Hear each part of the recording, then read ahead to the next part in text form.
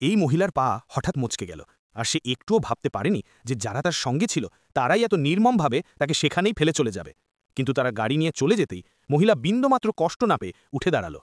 একটুও না ঘাবড়ে সে ব্যাগ থেকে একটা ছোট ডিভাইস বের করল আর নিজের কানে দুটা চিপ বসিয়ে দিল। ঠিক সেই মুহূর্তে তার চোখের সামনে একটা ভার্চুয়াল রাস্তা দেখা গেল। সামনে ছিল এক গভীর খাদ, কিন্তু সে একটুও দ্বিধা না করে ঝাঁপ দিল। সে প্রচণ্ড গতিতে বরফে ঢাকা ঢাল বেয়ে নামতে লাগল, আর পথে এক লোকের কাছ থেকে প্যারাশুট ধার নিল। ক্লিফের ধারে পৌঁছে সে জোরে লাফ দিল আর প্যারাশুট খুলে উড়ে গেল আকাশে। কিন্তু যত উপরে উঠছিল তত দ্রুত নিচে নামতে লাগল। তাকে বারবার নিজের দিক ঠিক করতে হচ্ছিল, কারণ সামান্য ভুলও তার মৃত্যু ডেকে আনতে পারত।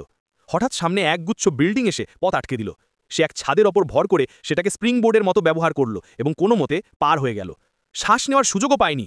এরই মধ্যে সামনে দেখা গেল এক বিশাল পাহাড়ি দেওয়াল। সে এক মুহূর্তের জন্য চমকে উঠল, কিন্তু সব শক্তি দিয়ে দড়িটা টেনে ধরল, কোনোভাবে নিজেকে বাঁচাতে হবে। ঠিক যখন মনে হচ্ছিল সে নিরাপদ, তখনই সামনে দেখা গেল এক স্টিলের তার। প্রতিক্রিয়া জানানোর সময়ও পেল না, সোজা গিয়ে তাতে ধাক্কা খেল। কিন্তু সে থামল না, বিনা দ্বিধায় প্যারাশুটের দড়ি কেটে দিল আর স্টিল কেবলটা শক্ত করে ধরে ফেলল। তারপর সে পাহাড়ের ঢাল বেয়ে ফসকে নামতে লাগলো। অবশেষে তার টার্গেট সামনে এলো। সে কেবল ছেড়ে দিল আর উঁচু থেকে ঝাঁপিয়ে পড়ল। নিচে পড়ে গেল মোটা নরম বরফ তার পতন থামিয়ে দিল, আর সে একটাও আঘাত না পেয়ে নিজের গন্তব্যে নিখুঁতভাবে নেমে পড়ল।